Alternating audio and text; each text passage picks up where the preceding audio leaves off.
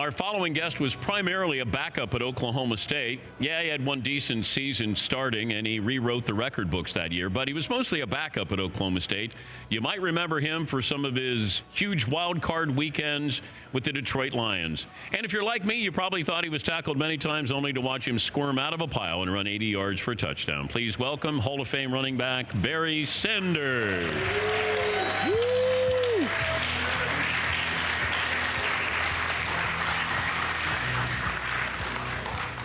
He doesn't look that intimidating. You don't look that intimidating. A lot of people said that about you, though, right? Yeah, I mean, I think you always said you could easily take me. I could. So I hear you. In basketball, right. I could, but not in football. No. I remember when we played basketball one time in Denver, and he's dunking. Now, you're 5'8". He's standing under the basket dunking. And I said, you could have played basketball in college. He goes, oh, I know. And I said, did you get recruited? I love playing. And you loved it more than playing football, didn't you? I think at times growing up, I mean, I showed probably more promise in basketball. I played varsity high school basketball before I played varsity football. So it was just kind of one of those. But yeah, I just grew up playing it and loved dunking on guys like yourself. Yeah, I know. When did you know, though, you had something special?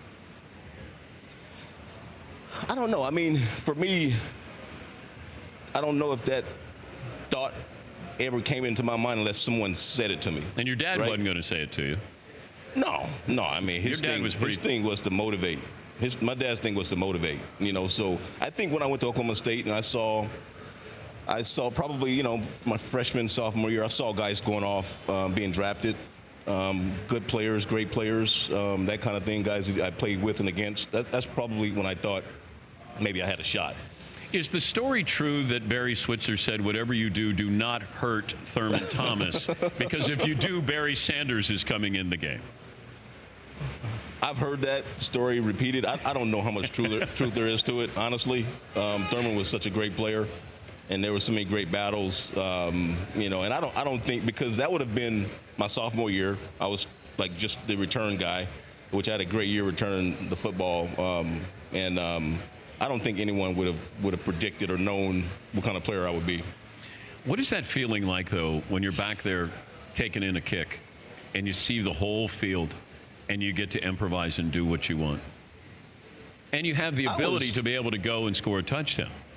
Oh, yeah. No, I loved it.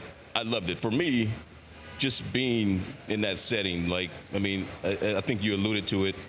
I wasn't heavily recruited.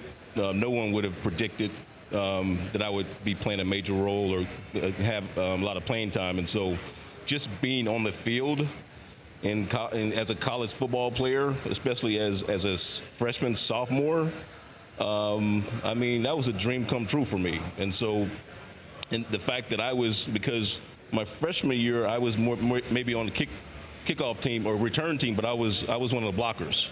Right, so the fact that I was, in the back catching the ball, the return guy, that was a big deal for me. So I loved it, but I never could have predicted, what would have happened, what kind of return guy I would have been. But no, to answer your question, no, I loved it.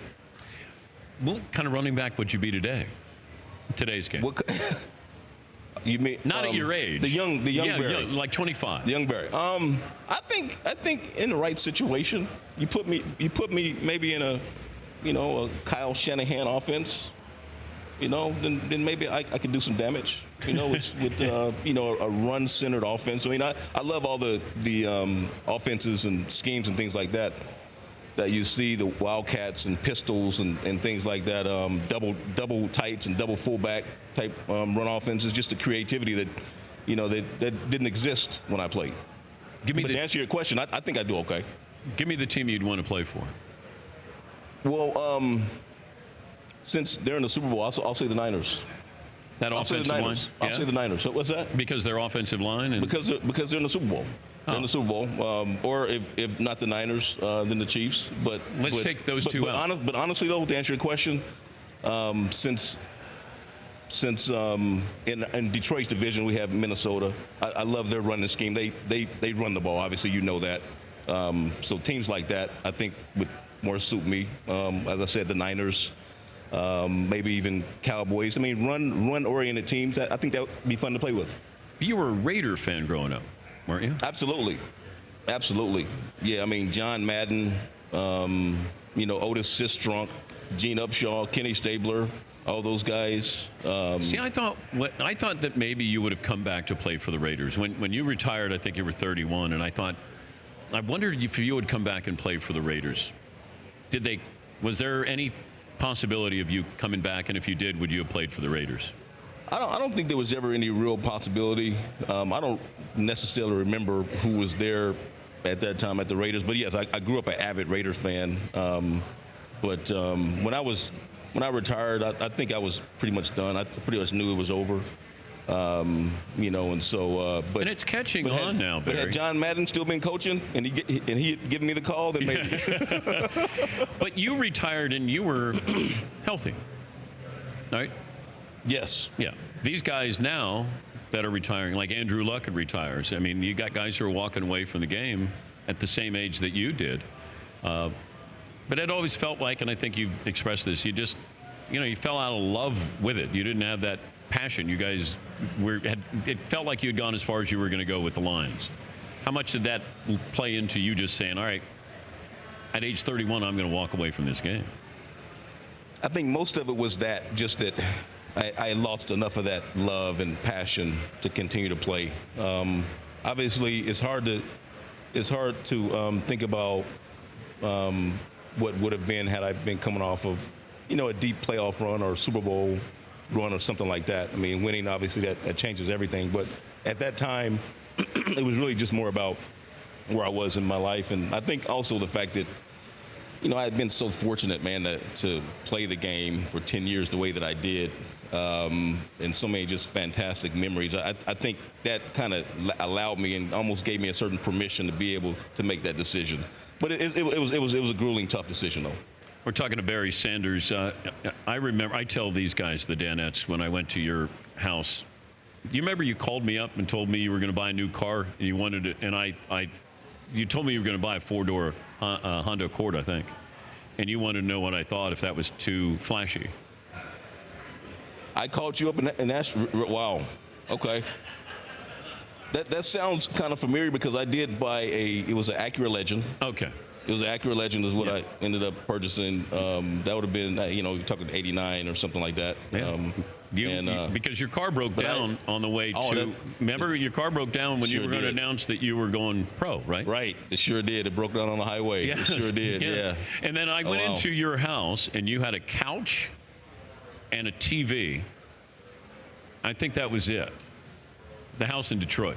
And then you had a bed. Okay. Yeah, you didn't have anything in there. Well, eventually I got around to buying more stuff. Oh, you did? At that point, no, I didn't have much. My home looked pretty much like a college dorm room would. Yeah, you probably had more at Oklahoma State than you did that first year. Absolutely. I think you even said you like what I've done with the place, and all you had was a couch and a TV. And I go, yeah, it looks. You had no artwork, you had no picture, you had nothing on there. I mean, you've heard of like the minimalistic kind of philosophy. Yours was very, very minimalistic. Who's your favorite NFL player now? Oh wow. Well, I mean, I love. You take Patrick Mahomes. You see what he's done. You see how dynamic of a player he is, and so I love seeing the success he's had. I love watching Brady still being able to play at a high level at his age, and of course you look at what Derrick Henry did this year.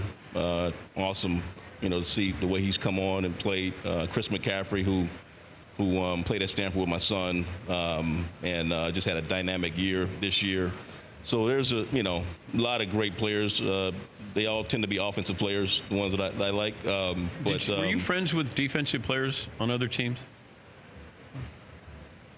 Was I friends? I don't know. That's a strong word. Okay. That's a strong word. No. But it's not like anybody hit you and hurt you. I shouldn't say that. No, I shouldn't say that. I mean, who I would consider a friend when I played, who I spent a lot of time with off the field, was probably Reggie White. I spent time with Reggie.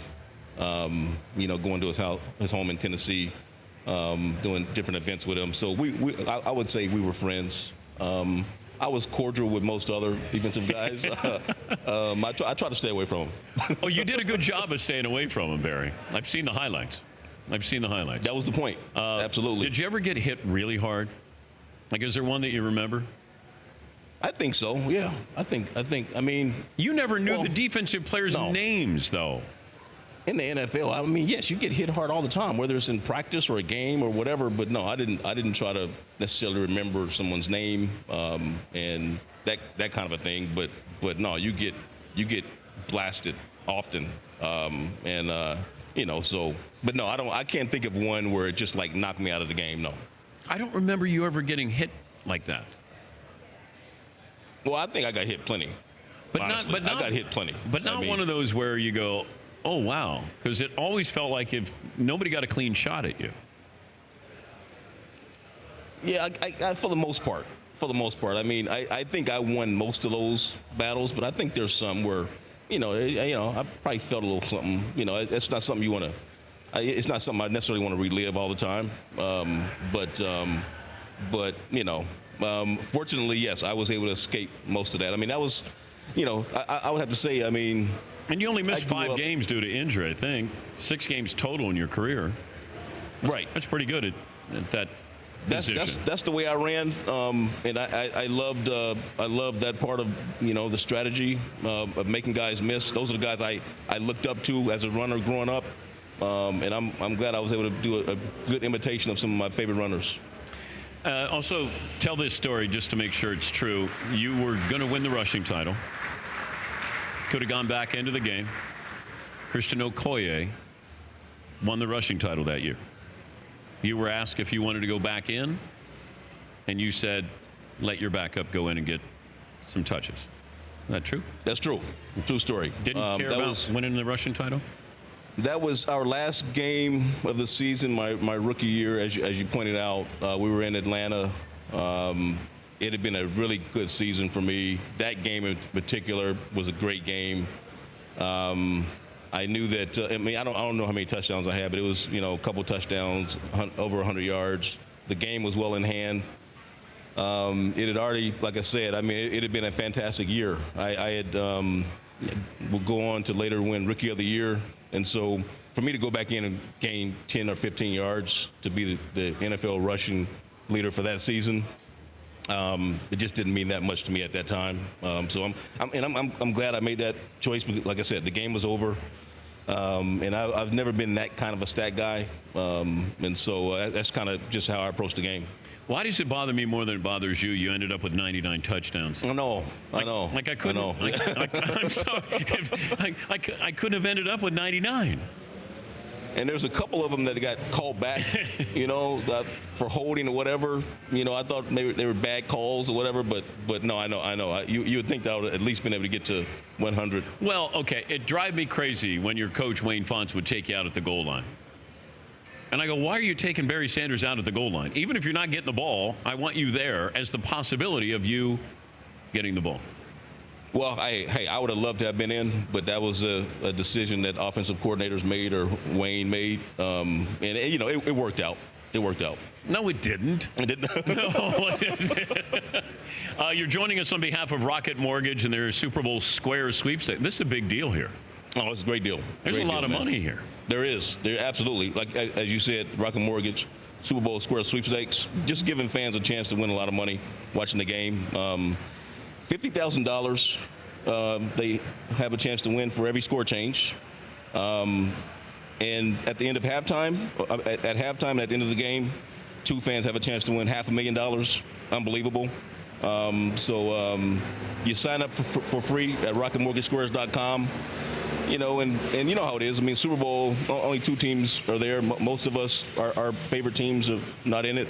So gives you a chance to really be invested in the game, other than just the fact that it's the biggest game in the world. So good luck to all the fans out there. Like I mentioned before, I mean, it's free to sign up. So you have no reason to not sign up, possibly win a lot of cash. And so we're just really trying to do something for the fans. And you could buy an Acura. Or you could buy an Acura, or maybe a down payment on a home or something like that. Rocket RocketMortgageSquares.com. The sweepstakes will close tomorrow at 11:59 p.m. Eastern. Did you know that? I did. Oh, okay. Just want to make sure I got the whole picture. I don't want to get in trouble by anybody. RocketMortgageSquares.com. Decent running back, better basketball player, and thanks, man. Thanks for making me a star too, man. I know. Because you came to Wichita on draft day, 1989. Yeah. Giorgio's restaurant. Yeah. And interviewed me. Yeah. But do you realize you got drafted and then you disappeared? And I was there to just interview you, and you disappeared on me. You mean that particular day? Yes. I figured you'd be fine. I mean, you're in Wichita. No, I'm there to talk to. Come on, man. I'm there. I got in trouble. They're like, "Where's Barry?" I go, "I don't know." Yeah, with all my brothers and sisters and family and friends. I think and all I had that to interview your other brother, who was of course, my dad. He always loved doing interviews, oh my right? God. So, even when I didn't want to interview your dad, your dad would be there to say, "Do you want to interview me?" No question about it. No, he loved it. He was a good man. He was a good man. Absolutely. Barry, great to see you. Thank you, buddy. Thanks for having me, man. All right, we'll take a break here. Barry Sanders. For more Dan Patrick Show, tune into Audience Channel 239 on DirecTV. Stream for free on BR Live or download the Dan Patrick Show app.